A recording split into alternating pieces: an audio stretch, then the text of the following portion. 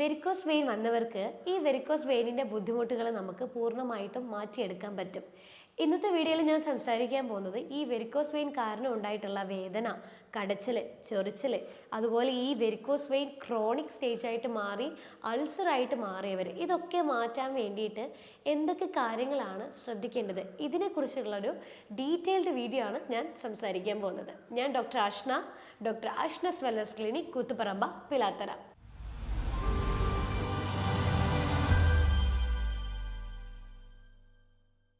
നമ്മളെ കാലുകളിലുള്ള വെയിൻ അത് വീർത്ത് തടിച്ച് പിണഞ്ഞു കിടക്കുന്നത് പോലെ കാണുന്ന ഒരവസ്ഥയാണ് വെരിക്കോസ് വെയിൻ എന്ന് പറയുന്നത്.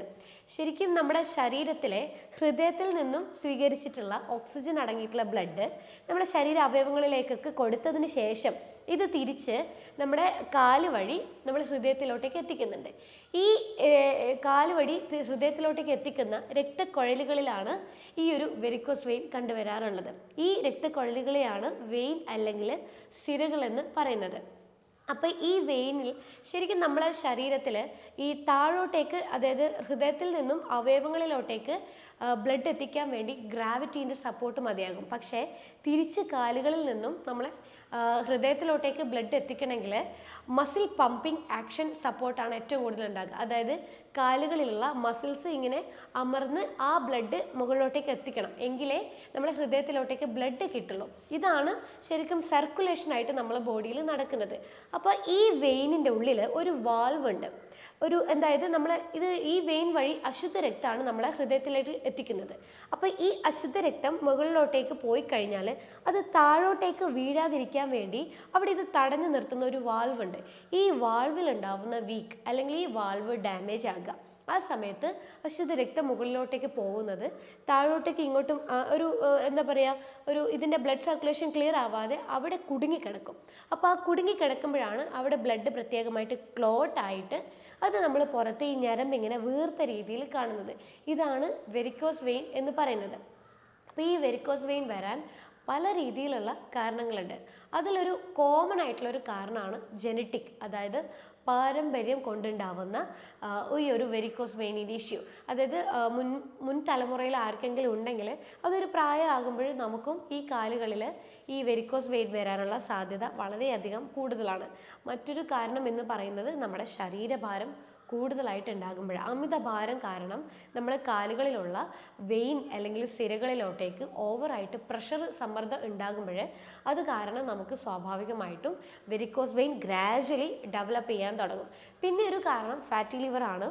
ഈ ഫാറ്റി ലിവർ ഉള്ള സമയത്ത് പുരുഷന്മാരിലും സ്ത്രീകളിലും ഹോർമോണൽ ഇംബാലൻസ് ഉണ്ടാവാൻ തുടങ്ങും.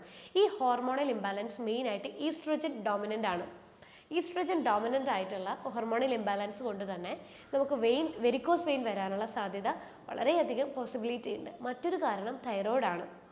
തൈറോയ്ഡ് രോഗികൾക്കും ഹോർമോണൽ പ്രശ്നങ്ങൾ കാരണം കൊണ്ട് തന്നെ വെരിക്കോസിൻ്റെ പ്രശ്നങ്ങൾ നല്ല രീതിയിൽ വരും. പിന്നെ പ്രധാനമായിട്ടും ഈ വെരിക്കോസ് വെയിൻ വരാനുള്ള ഒരു കാരണം എന്ന് പറയുന്നത് കുറേ നേരം നിന്നിട്ടുള്ള ജോലി ചെയ്യുമ്പോഴാണ്. പ്രത്യേകിച്ച് വീട്ടമ്മമാർക്ക് അത് കുറേ നേരം നിന്നിട്ടുള്ള പണിയാണല്ലോ. അതുപോലെ സ്റ്റാഫ് നേഴ്സ്, ഇങ്ങനെയുള്ളവർക്കൊക്കെ ഈ കുറേ നേരം ഈ നിന്ന ജോലികൾ ചെയ്യുമ്പം കാലുകളിലുള്ള മസിൽസ് പ്രത്യേകമായിട്ട് കോൺട്രാക്റ്റ് ചെയ്യില്ല. അതായത് ഇവർ കറക്റ്റായിട്ട് ഇങ്ങനെ അമരണം.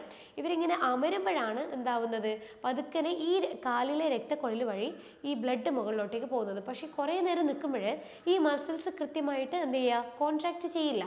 കോൺട്രാക്റ്റ് ചെയ്യാതിരിക്കുമ്പോൾ മുകളിലോട്ടേക്ക് ബ്ലഡ് പോകുന്നത് സാവധാനത്തിൽ കുറയും. കാരണം അവിടുത്തെ വാൾവ് കംപ്ലീറ്റ് ആയിട്ട് ഡാമേജ് ആകുമ്പോൾ മുകളിലോട്ടേക്ക് പോകേണ്ട ബ്ലഡ് മുകളിലോട്ട് പോവാതെ അവിടെ സ്റ്റക്കായി കിടന്ന് അങ്ങനെ വെരിക്കോസ് വെയിൻ ഗ്രാജ്വലി നമുക്ക് ഉണ്ടാവും. പിന്നെ ഒരു പ്രഗ്നൻസി ടൈമിലാണ് ഈ ഒരു വെരിക്കോസ് വെയിൻ വരാനുള്ള മറ്റൊരു സാധ്യത.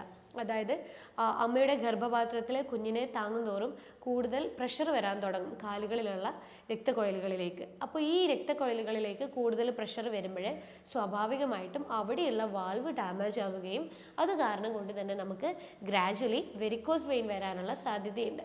പിന്നൊന്നാണ് ഈ നമ്മുടെ യൂട്രസിലൊക്കെ ഫൈബ്രോയിഡ് പോലുള്ള ഇഷ്യൂസ് കാരണം കാലിലെ ഞരമ്പിലേക്ക് കൊടുക്കുന്ന പ്രഷർ കാരണം ഉണ്ടാകുന്ന വെരിക്കോസ് വെയിൻ, അല്ലെങ്കിൽ നമ്മുടെ വയറിൽ എന്തെങ്കിലും മുഴകളോ കാര്യങ്ങളോ ഉണ്ടെങ്കിൽ അത് കാരണം നമുക്ക് വെരിക്കോസ് വെയിൻ വരാനുള്ള സാധ്യതയുണ്ട്. മറ്റൊരു റീസൺ എന്ന് പറയുന്നത് സെക്കൻഡറി വെരിക്കോസ് വെയിൻ ആണ്. അതായത് DVT, ഡീപ്പ് വെയിൻ ത്രോംബോസിസ് എന്ന് പറയും. അതായത് നമ്മുടെ കാലിൻ്റെ ഉള്ളിലൊരു ഒരു രക്തക്കുഴലുണ്ട്. ആ ഒരു രക്തക്കുഴലുകളിൽ ഇതുപോലെ ബ്ലോക്കോ അല്ലെങ്കിൽ രക്തക്കുഴലിലൂടെ രക്തം കറക്റ്റ് പോവാതെ അവിടെ കെട്ടിക്കിടക്കുമ്പോൾ അതുവഴി രക്തം പോവാതിരിക്കുന്നതിൻ്റെ ഭാഗമായിട്ട് പുറമേയുള്ള നമ്മുടെ കാലുകളിൽ പുറമേ കാണുന്ന ആ ഒരു രക്തക്കുഴൽ വഴി കൂടുതൽ പ്രഷറൈസ് ചെയ്തിട്ട് രക്തം പമ്പ് ചെയ്യാൻ തുടങ്ങും. അപ്പോൾ ആ ഒരു പ്രഷറൈസ് കാരണം നമുക്ക് എന്താവും, വാൾവ് ഗ്രാജുവലി ഡാമേജ് ആകുകയും അത് കാരണം നമുക്കൊരു വെരിക്കോസ് വെയിൻ ഉണ്ടാകുകയും ചെയ്യും. പിന്നെ നമുക്ക് ഈ കുറേ നാളുകളോളം ഉണ്ടാകുന്ന ഹോർമോണൽ റീപ്ലേസ്മെൻറ്റ് തെറാപ്പികൾ എന്തെങ്കിലും ട്രീറ്റ്മെൻ്റ് ആയിട്ട് എടുക്കുന്നവർക്ക് അത് കാരണം വെരിക്കോസ് വെയിനിൻ്റെ പ്രശ്നം ഉണ്ടാകും. കൂടുതൽ നേരം നമ്മൾ വെയിൽ കൊണ്ടുകൊണ്ടിരിക്കുമ്പോൾ നമ്മൾ ഈ പുറമേ നമ്മളെ സ്കിന്നിൽ ഒരു കൊളാജൻ എന്ന് പറയുന്ന ഒരു പ്രോട്ടീൻ ഉണ്ട്. ഈ ഒരു പ്രോട്ടീൻ ഗ്രാജുവലി ഡാമേജ് ആവാൻ തുടങ്ങുമ്പോൾ ഇത് രക്തക്കുഴലുകളെ ബാധിക്കാൻ തുടങ്ങും. ഈ രക്തക്കുഴലുകളെ ബാധിക്കുമ്പോൾ അവിടെയുള്ള വാൾവാണ് വീക്കാവുന്നത്. വാൾവ് വീക്കായാൽ സ്വാഭാവികമായും മുകളിലോട്ടേക്ക് പോകേണ്ട അശുദ്ധ രക്തം അവിടെ കിടക്കുകയും കെട്ടിക്കിടക്കുമ്പോൾ അവിടെയുള്ള ഈ ഞരമ്പിങ്ങനെ തടിച്ച് വീർത്ത് നമുക്ക് പുറത്ത് കാണാനും ഉണ്ടാകും. ഇത് മറ്റൊരു റീസൺ കൂടിയാണ്. പിന്നെ നമുക്ക് മെനോപോസ്, അതായത് സ്ത്രീകളുടെ മെൻസ്ട്രുവേഷൻ നിന്ന് കഴിഞ്ഞാൽ ഉണ്ടാവുന്ന ഹോർമോണൽ ഇംബാലൻസ് കാരണം ഉണ്ടാവുന്ന ഒരു വെരിക്കോസ് വെയിൻ. അതായത് ഈ സ്ത്രീകളുടെ മെനോപോസ് ആയിക്കഴിഞ്ഞാൽ ഈസ്ട്രജൻ പ്രൊജസ്ട്രോൺ തമ്മിലുള്ള ഹോർമോണൽ വ്യതിയാനം ഉണ്ടാകും. അതിൽ ഈ പ്രൊജസ്ട്രോൺ കുറച്ച് കുറവായിരിക്കും, ഈസ്ട്രജൻ അതിനേക്കാളേറെ കുറച്ചൊന്ന് കൂടുതലായിരിക്കും. അപ്പോൾ അങ്ങനെയുള്ളവർക്ക് ഈസ്ട്രജൻ ഡോമിനൻ്റ് ആയിട്ടുള്ള വെരിക്കോസ് വെയിൻ വരാനുള്ള സാധ്യതയുണ്ട്. അപ്പോൾ ഇതൊക്കെയാണ് പ്രധാനമായിട്ടും നമുക്ക് വെരിക്കോസ് വെയിൻ വരാനുള്ള കാരണങ്ങളെന്ന് പറയുന്നത്. അപ്പോൾ ഈ കാരണങ്ങൾ നമ്മൾ ഇപ്പം വെരിക്കോസ് വെയിനിൻ്റെ ബുദ്ധിമുട്ടുകൾ കുറേ പേർക്ക് എന്തായാലും ഉണ്ടാവും. അതായത് സ്റ്റാർട്ടിങ് സ്റ്റേജിൽ ഉണ്ടാവില്ല, ഗ്രാജുവലി വേദനകളും അതുപോലെ അതിൻ്റെ പല ലക്ഷണങ്ങളും ഉണ്ടാവും. അപ്പം നമ്മൾ ട്രീറ്റ്മെൻറ്റ് എടുക്കുമ്പോൾ ഇതിലേതെങ്കിലും ഒരു കാരണം നിങ്ങൾ സഫർ ചെയ്യുന്നുണ്ടോ, അപ്പോൾ ആ കാരണം കൂടി നമ്മൾ നോക്കി ട്രീറ്റ്മെൻറ്റ് എടുക്കുമ്പോഴാണ് ശരിക്കും വെരിക്കോസ് വെയിൻ എല്ലാ രീതിയിലും ബുദ്ധിമുട്ട്, അതിപ്പോൾ അൾസർ ആയാലും അതെ, അതിപ്പോൾ സ്റ്റാർട്ടിങ് സ്റ്റേജിലുള്ള ബുദ്ധിമുട്ടുകളായാലും അതെ, എല്ലാം നമുക്ക് ക്ലിയർ അപ്പ് ചെയ്യണമെങ്കിൽ ഇതിൻ്റെ ഡീപ്പ് റൂട്ടും കൂടി നോക്കി അത് തിരിച്ചറിഞ്ഞ് അതിൻ്റെ ക്രമേണ നമ്മൾ ട്രീറ്റ്മെൻറ്റ് എടുത്തു കഴിഞ്ഞാൽ ബുദ്ധിമുട്ടുകൾക്ക് നല്ല രീതിയിൽ മാറ്റം ഉണ്ടാവും. പിന്നെ ഈ ബുദ്ധിമുട്ടുകൾ എന്ന് പറയുമ്പം നമുക്ക് ആദ്യം തന്നെ ഉണ്ടാകുന്നത് കടച്ചിലായിരിക്കും. കുറേ നേരം നിന്ന് കഴിഞ്ഞാൽ നമുക്ക് കാലൊരു കടച്ചിൽ വന്നിട്ട് നമുക്ക് എന്തെങ്കിലും ഒന്ന് ഇരുന്ന് കഴിഞ്ഞാൽ ആ വേദന കുറയുന്ന രീതിയിലൊരു വേദനയാണ് ഉണ്ടാകുക. പിന്നെ ഗ്രാജുവലി നമുക്കത് കാലുകൾ മൊത്തത്തിൽ നീര് കയറും, കാലിൽ വേദനകൾ, കടച്ചലിനേക്കാളേറെ വേദന വരാൻ തുടങ്ങും, ചൊറിച്ചൽ വരും, മരവിപ്പ് വരും, പതുക്കിനെ നമുക്ക് പുകച്ചൽ കാര്യങ്ങൾ വരും. കുറേ നേരം നിന്ന് കഴിഞ്ഞാൽ കാല് മൊത്തം നീര് നിറഞ്ഞ രീതിയിൽ വരും. റെസ്റ്റ് എടുത്തു കഴിഞ്ഞാൽ ആ നീർക്കെട്ട് കുറയും. പിന്നെ ഈ കാലിൻ്റെ സ്കിൻ കളറ് പതുക്കനെ മാറി അതൊരു റെഡ് കളറായി പിന്നെ അത് ബ്ലാക്ക് കളറിലോട്ടേക്ക് മാറാൻ തുടങ്ങും. അത് വെരിക്കോസ് എക്സിമ പോലുള്ള വേറൊരു എക്സിമ കണ്ടീഷനിലോട്ടേക്ക്, സ്കിൻ അലർജി പോലെയുള്ളൊരു കണ്ടീഷനിലേക്ക് മാറും. ഗ്രാജുവലി അൾസറായിട്ട് മാറും. ഇതാണ് നമുക്ക് വെരിക്കോസ് വെയിൻ വന്നു കഴിഞ്ഞാൽ ഉണ്ടാവുന്ന ലക്ഷണങ്ങൾ എന്ന് പറയുന്നത്. ഈ വെരിക്കോസ് വെയിന് പലതരത്തിലുള്ള സ്റ്റേജുകളുണ്ട്. 5 സ്റ്റേജുകളായിട്ടാണ് വെരിക്കോസ് വെയിൻ ഉണ്ടാകുക. അതിലത്തെ ആദ്യത്തെ സ്റ്റേജാണ് സ്പൈഡർ വെയിൻ എന്ന് പറയും. അതായത് നമ്മൾ കാണാറുണ്ട് ചില ആളുകളുടെ കാലുകളിൽ ഒരു പർപ്പിൾ, ഒരു പിങ്ക് കളർ പോലെയുള്ളൊരു ചെറിയൊരു നേർത്ത രക്തക്കുഴലുകൾ ഇങ്ങനെ ചുരുണ്ടിങ്ങനെ കാണുന്നത്, ഇതിന് സ്പൈഡർ വെയിൻ എന്ന് പറയും. ഇതാണ് സ്റ്റാർട്ടിങ് സ്റ്റേജ്. ഇതിലങ്ങനെ പ്രത്യേകിച്ച് ബുദ്ധിമുട്ടുകളോ കാര്യങ്ങളോ അങ്ങനെ ഉണ്ടാവില്ല. പിന്നെയാണ് നമുക്ക് സ്റ്റേജുകൾ ഇങ്ങനെ കൂടിക്കൂടി വരുന്നത്. സ്റ്റേജ് 2 അതിൽ നമ്മുടെ ഞരമ്പ് ചെറുങ്ങനെ ഇങ്ങനെ വീർത്ത് വരാൻ തുടങ്ങും.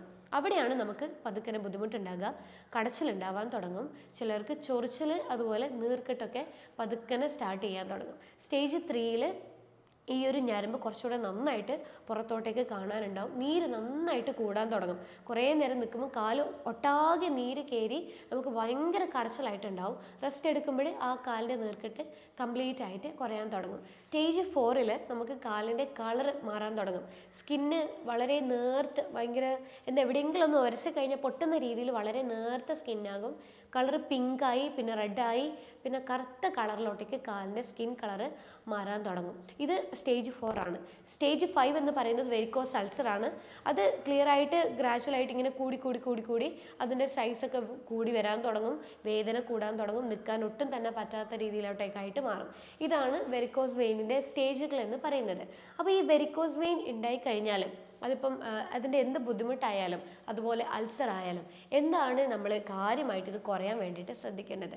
ആദ്യത്തെ ഇതൊരു മാനേജ്മെൻ്റ് ആയിട്ടാണ് നമ്മളിത് കാര്യമായിട്ട് ശ്രദ്ധിക്കുക. കാരണം നമ്മൾക്ക് ഈ വെരിക്കോസ് വെയിനിൻ്റെ ഓരോ റീസൺ എന്ന് പറയുന്നത് മസിൽസ് കറക്റ്റായിട്ട് പമ്പ് ചെയ്യുന്നില്ല.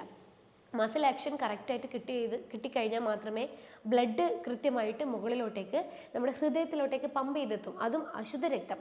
അപ്പം ഈ മസിൽസ് ആക്ഷൻ കൂട്ടണമെങ്കിൽ ഈ സ്റ്റാർട്ടിങ് തൊട്ടേ ഈ വെരിക്കോസ് വെയിൻ നമ്മൾ കാലുകളിൽ കണ്ടെന്ന് കഴിഞ്ഞാൽ പതുക്കനെ നമ്മൾ എന്ത് ചെയ്യാം, എക്സസൈസ് സ്റ്റാർട്ട് ചെയ്യുക. കാഫ് മസിൽ ഓറിയൻറ്റഡ് ആയിട്ടുള്ള എക്സസൈസുകൾ നമ്മൾ കൂടുതലായിട്ട് പ്രൊമോട്ട് ചെയ്യുമ്പോൾ ഗ്രാജ്വലി ഈ മസിൽസ് നന്നായിട്ട് കോൺട്രാക്റ്റ് ആവുകയും ഗ്രാജ്വലി ബ്ലഡ് മുകളിലോട്ടേക്ക് പമ്പ് ചെയ്ത് നമ്മൾ ഹൃദയത്തിൽ എത്തുകയും ചെയ്യും. അപ്പോൾ ഒന്നാമത്തെ കാര്യം, നമ്മൾ കാഫ് മസിൽ ഓറിയൻറ്റഡ് ആയിട്ടുള്ള എക്സസൈസുകൾ നന്നായിട്ട് റെഗുലറായിട്ട് ഒരു 20 മിനിറ്റെങ്കിലും ഡെയിലി ചെയ്യാൻ വേണ്ടിയിട്ട് ശ്രദ്ധിക്കുക. രണ്ടാമത്, നമ്മൾ ഈ കംപ്രഷൻ സ്റ്റോക്കിങ്സ് എന്ന് പറയും. അതായത് നമ്മൾ തുടക്കത്തിലെ ഈ ഒരു വെരിക്കോസ് വെയിൻ നമ്മൾ ഐഡൻറ്റിഫൈ ചെയ്ത് കഴിഞ്ഞാൽ നമുക്ക് ഓരോ സ്റ്റേജ് രീതിയിലും ഇതിൻ്റെ ഈ സ്റ്റോക്കിങ്സ് അവൈലബിൾ ആണ്. അത് നമ്മൾ റെഗുലറായിട്ട് നമ്മൾ യൂസ് ചെയ്യുവാണെങ്കിൽ നമുക്ക് ഇതിൻ്റെ കോംപ്ലിക്കേഷൻ നമുക്ക് പ്രിവെൻറ്റ് ചെയ്യാൻ പറ്റും. സ്റ്റേജ് കൂടുന്നത് നമുക്ക് പ്രിവെൻറ്റ് ചെയ്യാൻ പറ്റും. നീർക്കെട്ട് കൂടുന്നത് നമുക്ക് ഒഴിവാക്കാൻ പറ്റും. അപ്പോൾ നമ്മൾ റെഗുലറായിട്ട് കംപ്രഷൻ സ്റ്റോക്കിങ്സ് പകൽ സമയങ്ങളിൽ യൂസ് ചെയ്യുക. പക്ഷേ ആദ്യത്തെ ഒരാഴ്ചത്തോളം ഇതിൻ്റേതായിട്ടുള്ളൊരു ബുദ്ധിമുട്ടുണ്ടാവും, ചൊറിച്ചിലുണ്ടാവും, ചിലർക്ക് ഭയങ്കര ഇറിറ്റേഷൻ ഉണ്ടാവും. കുറേ പേഷ്യൻസ് എന്നോട് പറഞ്ഞിട്ടുണ്ട് ഇതിടാൻ പറ്റുന്നില്ല, ഭയങ്കര ബുദ്ധിമുട്ട്, ചൊറിച്ചിലുണ്ട്, പിന്നെ നീരൊക്കെ കയറുന്നു. പക്ഷേ അത് ആദ്യത്തെ കുറച്ച് നാളുകളേ ഉണ്ടാവുള്ളൂ. ആ ഒരാഴ്ച കഴിഞ്ഞാൽ ആ സോക്സുമായിട്ട് നമ്മൾ കാല് കംഫർട്ടബിളായിട്ട് മാറും. അപ്പോൾ ഇത് ഇട്ട് നമ്മൾ പണികൾ എടുക്കുകയാണെങ്കിൽ യാതൊരു രീതിയിലും കടച്ചിലോ കാര്യങ്ങളോ കോംപ്ലിക്കേഷനോ ഇല്ലാതെ നമുക്ക് മുന്നോട്ട് കൊണ്ടുപോകാൻ പറ്റും. മറ്റൊരു കാര്യം, നമുക്ക് റെഗുലറായിട്ട് കാലിന് മസാജ് ചെയ്ത് കൊടുക്കുക. അതായത് നമ്മൾ കുളിക്കുന്നതിന് മുന്നെയോ അല്ലെങ്കിൽ നമ്മൾ കിടക്കുന്നതിന് മുന്നെയോ ഫ്രീ ടൈമിലോ കുറച്ച് വെളിച്ചെണ്ണയോ ഒലിവ് ഓയിലോ ഇതുപോലുള്ള കുറച്ച് ഓയിൽ ഉപയോഗിച്ചിട്ട് നമ്മൾ കാൽപാദത്തിൽ നിന്ന് താഴെ നിന്ന് മുകളിലോട്ടേക്ക് നമ്മൾ നന്നായിട്ട് മസാജ് ചെയ്ത് കൊടുക്കുക. കാരണം എന്താ, താഴെ നിന്ന് മുകളിലോട്ടേക്കല്ലേ ബ്ലഡ് പോവാത്തത്. അതുകൊണ്ട് തന്നെ താഴെ നിന്ന് മുകളിലോട്ടേക്കായിട്ട് നമ്മൾ മസാജ് ചെയ്യുക. മുകളിൽ നിന്ന് താഴോട്ടേക്ക് ഒരിക്കലും മസാജ് ചെയ്യരുത്. താഴെ നിന്ന് കാൽപാദം തൊട്ടിട്ട് മുകളിലോട്ടേക്ക് നമ്മൾ എന്ത് ചെയ്യുക, മസാജ് ചെയ്ത് കൊടുക്കുക. അത് റെഗുലറായിട്ട് ഒരു 5 മിനിറ്റോളം നമ്മൾ ചെയ്യുന്നത് സർക്കുലേഷൻ മുകളിലോട്ട്, ബ്ലഡ് പതുക്കനെ മുകളിലോട്ട് പോകുമ്പം ഹൃദയത്തിലേക്ക് കിട്ടും, ഞരമ്പ് ഒന്ന് അമരും. അപ്പോൾ നമുക്ക് നല്ല കടച്ചലിന് മാറ്റം ഉണ്ടാവും, വേദനക്ക് മാറ്റം ഉണ്ടാവും, നീർക്കിട്ടുണ്ടെങ്കിൽ അത് കംപ്ലീറ്റ് ആയിട്ട് മാറും. പിന്നെ പ്രത്യേകിച്ച് ഈ ഞരമ്പ് ഇങ്ങനെ തടിച്ച് നിൽക്കുന്നുണ്ടെങ്കിൽ നമ്മൾ അവിടെ എന്ത് ചെയ്യുക, ഒരു സർക്കുലാർ മോഷനിൽ നമ്മൾ എന്ത് ചെയ്യുക, ഒരു വട്ടത്തിൽ നമ്മളിങ്ങനെ മസാജ് ചെയ്ത് കൊടുക്കുന്നതും ആ ഞരമ്പ് ഒന്ന് വീർത്ത് നിൽക്കുന്നത് കുറയും. അതേ കണക്കിന് നമ്മൾ ബ്ലഡ് മുകളിലോട്ടേക്ക് പോകാനും വേണ്ടിയിട്ട് സഹായിക്കും. പിന്നെ നമ്മൾ ശ്രദ്ധിക്കേണ്ട മെയിൻ കാര്യം, ഭക്ഷണത്തിൽ കുറച്ച് ക്രമീകരണങ്ങൾ നമ്മൾ മെയിൻറ്റെയിൻ ചെയ്യുക എന്നുള്ളതാണ്. അതായത് നമ്മൾ ഞരമ്പുകൾക്ക് ഇപ്പം ആവശ്യം വൈറ്റമിൻ സി റിച്ച് ആയിട്ടുള്ള ഫ്രൂട്ട്സും വെജിറ്റബിൾസും നല്ല രീതിയിൽ ഉൾപ്പെടുത്തി കൊടുക്കുക എന്നുള്ളതാണ്. കാരണം വൈറ്റമിൻ സി നല്ല രീതിയിൽ നമ്മുടെ ഞരമ്പിൻ്റെ ഹെൽത്തിനെ നിലനിർത്തുന്ന ഒരു പ്രധാനമായിട്ടുള്ള ഒരു ന്യൂട്രീഷനാണ്. ആ ന്യൂട്രീഷൻ നമ്മൾ ഡെയിലി ബേസിസിൽ ഉൾപ്പെടുത്തുക. അതായത് ഫ്രൂട്ട്സിലാണെങ്കിലും നമുക്ക് പേരക്ക, പപ്പായ, ഓറഞ്ച്, ലെമൺ, മുസമ്പി, പിന്നെ അതുപോലെ ഇതൊക്കെ നമുക്ക് ഫ്രൂട്ട്സ് നന്നായിട്ട് ഉൾപ്പെടുത്തുക. വെജിറ്റബിൾസിലാണെങ്കിൽ നമുക്ക് കക്കിരിക്ക, ക്യാപ്സിക്കം, ക്യാബേജ്, ബ്രൊക്കോളി ഇതുപോലുള്ള ഫ്രൂട്ട്സ് വെജിറ്റബിൾസൊക്കെ നമ്മൾ ഉൾപ്പെടുത്തി കൊടുക്കുക. ഇത് റെഗുലറായിട്ട് നമ്മൾ കഴിക്കുന്നുണ്ടെങ്കിൽ നമ്മുടെ ഞരമ്പിൻ്റെ ഹെൽത്ത് നിലനിർത്താൻ പറ്റും, കോംപ്ലിക്കേഷൻ നമുക്കില്ലാതെ മുന്നോട്ട് കൊണ്ടുപോകാനും പറ്റും. അപ്പോൾ ഭക്ഷണത്തിൽ വൈറ്റമിൻ സി റിച്ച് ആയിട്ടുള്ള ഫുഡുകൾ നന്നായിട്ട് കുക്ക്ഡായിട്ടും അതുപോലെ വെജിറ്റബിൾ സാലഡ്, ഫ്രൂട്ട് സാലഡ് എന്നുള്ള രീതിയിലൊക്കെ നന്നായിട്ട് നമ്മൾ ഉൾപ്പെടുത്തി കൊടുക്കുക. പിന്നെ ഈ നമുക്ക് കാലിന് ഒരു സ്റ്റേജ് കഴിഞ്ഞാൽ നീർക്കെട്ടൊക്കെ വരാൻ തുടങ്ങും, കടച്ചിലൊക്കെ നന്നായിട്ട് കൂടാൻ തുടങ്ങി കഴിഞ്ഞാൽ നമ്മൾ എന്ത് ചെയ്യുക, കാല് പൊക്കി വെച്ചിട്ട് നമ്മൾ കാലിന് റെസ്റ്റ് കൊടുക്കാം. പ്രധാനമായിട്ടും നമ്മളിപ്പം വീട്ടിൽ ഫ്രീ ആയിട്ട് ഇരിക്കുവാണെങ്കിൽ നമ്മളൊരു സ്റ്റൂൾ അല്ലെങ്കിൽ ചെയറിൻ്റെയോ സപ്പോർട്ട് വെച്ചിട്ട് അതിൻ്റെ മേലൊരു പില്ലോ കൂടി വെക്കുക. എന്നിട്ട് നമ്മുടെ ഹാർട്ട് ലെവലിൽ വേണം നമ്മുടെ കാല് പൊങ്ങി നിൽക്കാൻ വേണ്ടിയിട്ട്. എങ്കിലേ കറക്റ്റായിട്ട് നമുക്ക് ബ്ലഡ് സർക്കുലേഷൻ നമ്മളെ ഹൃദയത്തിലൊക്കെ കിട്ടുള്ളൂ. അതുപോലെ നമ്മൾ കിടക്കാൻ നേരത്ത് നമ്മൾ ബെഡിൻ്റെ അടിയിൽ പില്ലോ വെച്ചിട്ട് ഉയർത്തി വെക്കുക. അപ്പോൾ കറക്റ്റ് നമ്മുടെ കാല് നമ്മുടെ ഹൃദയത്തിൻ്റെ ലെവലിൽ നിൽക്കും. അങ്ങനെ വരുമ്പോഴും നമുക്ക് ഈസി ആയിട്ട് ബ്ലഡ് സർക്കുലേഷൻ പതുക്കിനെ മുകളിലോട്ട് കയറി ഹൃദയത്തിലേക്ക് ബ്ലഡ്, അശുദ്ധ രക്തം കൃത്യമായിട്ട് കിട്ടാൻ തുടങ്ങുമ്പോൾ വെരിക്കോസ് വെയിനിൻ്റെ ബുദ്ധിമുട്ട്, നീർക്കെട്ടൊക്കെ നന്നായിട്ട് കുറഞ്ഞ് വേദനയും ആ കാലിനൊരു ഭാരമൊക്കെ കൂടുതലായിട്ടുണ്ടാവും. ആ ഭാരമൊക്കെ ഒന്ന് കുറഞ്ഞ് കാലിൻ്റെ നോർമൽ ഷേപ്പിലോട്ടേക്ക് വരാൻ തുടങ്ങും. ഞരമ്പൊക്കെ നന്നായിട്ട് അമർന്ന് നോർമൽ കാല് പോലെ കാണാനുണ്ടാവും. അപ്പോൾ ഇതാണ് നമ്മൾ ശ്രദ്ധിക്കേണ്ട വെരിക്കോസ് വെയിൻ വന്നു കഴിഞ്ഞാൽ ഉണ്ടാവുന്ന മാനേജ്മെൻ്റ് ആയിട്ട് ശ്രദ്ധിക്കേണ്ട കാര്യങ്ങൾ. ഈ 5 കാര്യങ്ങൾ സ്ഥിരമായിട്ട് നിങ്ങൾ റെഗുലർ റൊട്ടീൻ പോലെ ചെയ്യുവാണെങ്കിൽ വെരിക്കോസ് വെയിൻ നല്ല രീതിയിൽ നമുക്ക് പ്രിവെൻറ്റ് ചെയ്യാൻ പറ്റും. കടച്ചിൽ കുറയും, ആ ഞരമ്പൊക്കെ ഒന്ന് നന്നായിട്ടൊന്ന് അമരാൻ തുടങ്ങും, നീർക്കെട്ടുണ്ടാവില്ല, അതുപോലെ കാലിൻ്റെ കളറ് മാറാൻ തുടങ്ങില്ല.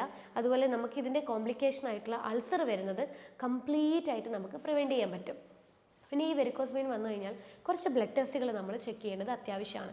കാലിൻ്റെ നീര് കാര്യങ്ങളൊക്കെ വരുന്നുണ്ട്, അങ്ങനെയുണ്ടെങ്കിൽ എന്താ അതുപോലെ കടച്ചിലൊക്കെ കൂടുന്നുണ്ട്, കാലിൻ്റെ ഭാരം നന്നായിട്ട് കൂടുന്നുണ്ടെന്ന് കണ്ടു കഴിഞ്ഞാൽ നമ്മൾ എന്ത് ചെയ്യണം?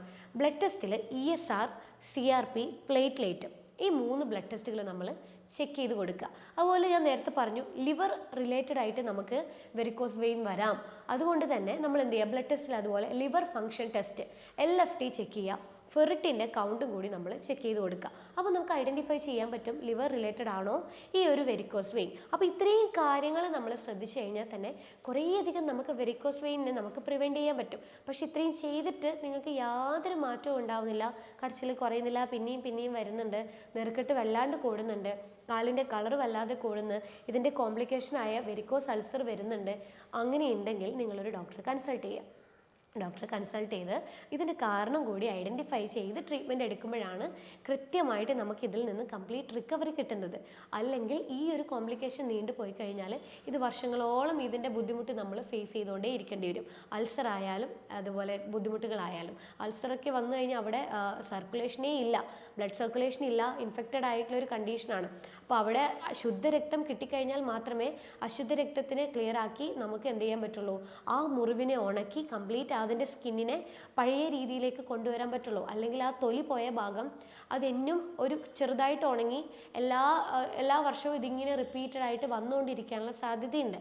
അപ്പോൾ നല്ല രീതിയിൽ ആ ഒരു പ്രത്യേക ഭാഗത്ത് സർക്കുലേഷൻ കൂട്ടി ശുദ്ധരക്തം എത്തിച്ചു കഴിഞ്ഞാൽ നമുക്ക് വെരിക്കോസ് വെയിൻ അൾസർ ആയാലും വെരിക്കോസ് വെയിനിൻ്റെ ബുദ്ധിമുട്ടായാലും നല്ല രീതിയിൽ മാറ്റിയെടുക്കാൻ പറ്റും. അപ്പോൾ വെരിക്കോസ് വെയിനെ കുറിച്ച് നിങ്ങൾക്ക് കൂടുതലായിട്ട് അറിയണമെങ്കിൽ താഴെ കാണുന്ന നമ്പറിൽ നിങ്ങൾ കോൺടാക്ട് ചെയ്താൽ മതി. അടുത്തൊരു ഹെൽത്ത് ടോപ്പിക്കുമായിട്ട് അടുത്ത വീഡിയോ കാണാം. അതുവരേക്കും ബൈ.